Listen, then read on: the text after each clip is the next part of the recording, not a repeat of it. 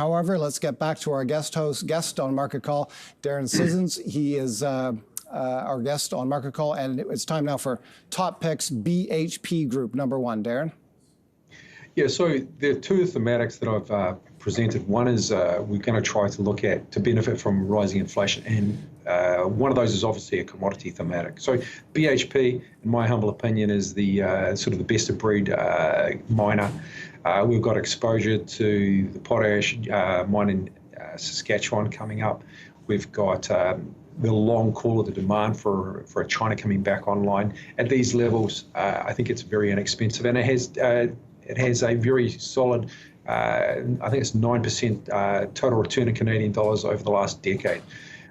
So at these levels, I think there's a technical resistance around $48 US. So we like this company, we own it, and we obviously benefited from the Woodside spin out as well. So one that we think will work out over time. Okay, number two, Nestle, ticker symbol NESN in Switzerland. Yeah, so again, given that we're going to be facing rising interest rates, rising inflation, you want to be able to have companies that can pass through those costs. Obviously, very large companies with big procurement arms, with multiple levers, are the kinds of companies that do that. Again, a total return that is very attractive, a rising dividend, and obviously headquartered out of safe haven, Swiss franc, and a tuck-in acquisition story that tends to work well. So again, we've owned this a long period of time. It's rewarded us well, and we continue to obviously to own it. Okay, and let's go to top pick number three, Suncor Energy, a stock very much in the news, ticker symbol SU, very well known to our guests. Why do you pick this one? Yeah, so I could point to a number of different things. An attractive dividend. You've got 35% free cash flow. I think it is at $80 WTI. But I think one of the other interesting things is we now have Elliott Management in there, really with an activist agenda, looking to, obviously, now the CEO's going to be replaced. Well, actually, it's replaced. You've got some board seats, and they're championing the idea of selling down the retail. So that capital, should that eventually occur, will lead to investment in other opportunities, perhaps higher growth. I'm not 100% convinced that activists tend to add value longer term for shareholders, but definitely in the near term. So although oil has run and we're seeing it perhaps come back a little bit, I don't think the Ukraine conflict is over. I think this is going to go on for a while, and I do think having some exposure to commodities and oil in particular in an inflationary environment makes some sense. How decisive or influential is the involvement of Elliott Investment Management in your decision to put client money to work in this stock? In other words, if Elliott was not on the scene, would you perhaps be selecting another name? So perhaps a better way to answer that is, would I buy a Canadian oil name as opposed to European, US, or not?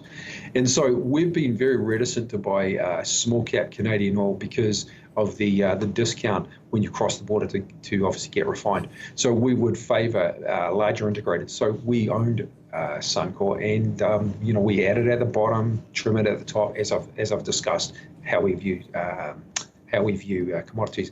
But I think that perhaps the broader opportunity set here is that I don't think carbon is going away, despite carbon energy, despite what the green thematic and the ESG parameters tend to want to apply. It's going to be around for a lot longer, and it's going to take more to bring on electricity.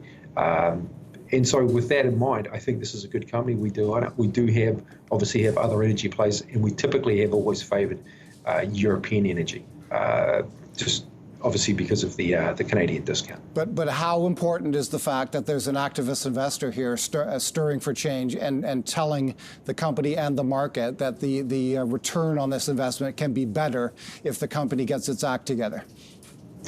So I have two views on activists. So you've got one who will remain unnamed, tends to be in there for 27 minutes, tends to have a ton of options, a very, very small position, and tends to make good money. And then when he's wrong, he tends to publicly proclaim that he's being mistreated.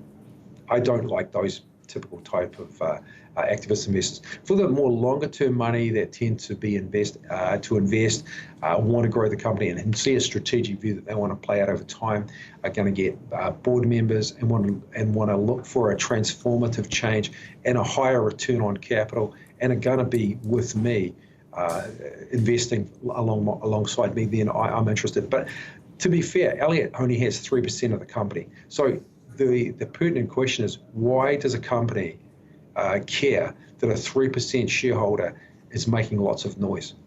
One of the arguments the board can say is, we don't care, go away. But obviously an argument has been presented that is suggesting that there is a better pathway here and it could lead to unlocking value for shareholders. And I think in the current environment, shareholders want to hear that story. Okay, so I think that would probably be where we would come out on this issue. Thank you.